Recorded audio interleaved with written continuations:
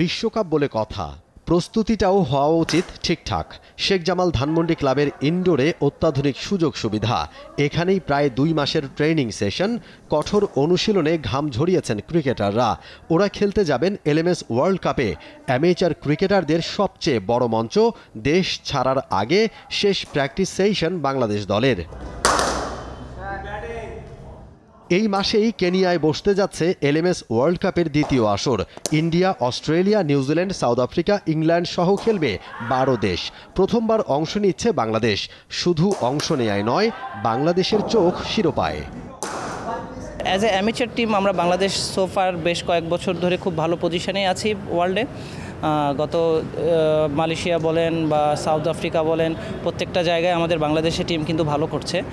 সেই প্রেক্ষাপট থেকে আমি বলবো যে আমাদের খুব ভালো সম্ভাবনা আছে। আশা করছি একটা ভালো কিছু রেজাল্ট হবে। এলএমএস তো অলরাউন্ডের খেলা।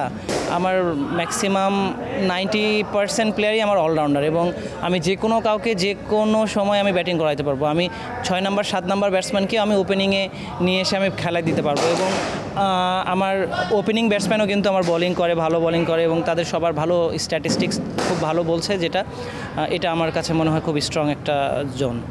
ক্রিকেটার হিসেবে ক্যারিয়ার গড়ার স্বপ্ন ছিল সবার, হয়ে ওঠেনি নানা কারণে, বেছে নিয়েছেন ভিন্ন পেশা, কিন্তু ক্রিকেটটা ছাড়তে পারেননি।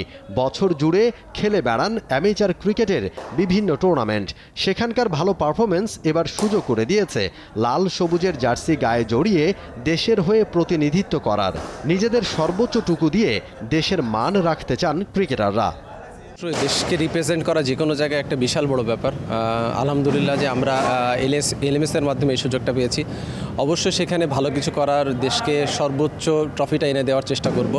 বাদ বাকি আল্লাহর ইচ্ছা। We will go for the title, এটা মানে উইদাউট এনি ডাউট। বিকজ এখানে যেই 15 জন আসলে টিমে ছিল, বা যেই 12 জন বা আমরা যে 10 জন আমাদের লিস্টে আছে, everyone is capable enough to lift up the title.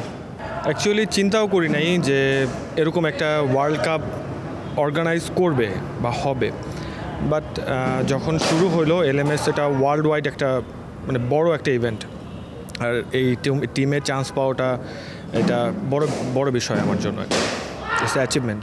সবার যখন এত এফোর্ট দিয়েছে, আমাদেরও চেষ্টা থাকবে আমাদের সর্বোচ্চটা দেওয়ার। ইনশাল্লাহ আমার টিম ব্যালেন্স আছে, হয়তো বা আমরা চ্যাম্পিয়ন হয়ে আসবো। আমাদের গোলটা হচ্ছে আমরা চ্যাম্পিয়ন হয়ে আসবো। শুধু স্বপ্ন দেখলেই হয় না, স্বপ্ন পূরণে চাই কঠোর পরিশ্রম। বাংলাদেশ এলএমএস ক্রিকেট দলটাও বসে নেই, বিশ্বকাপ জিততে প্রয়োজনীয় সব কিছুই করছে দলটা।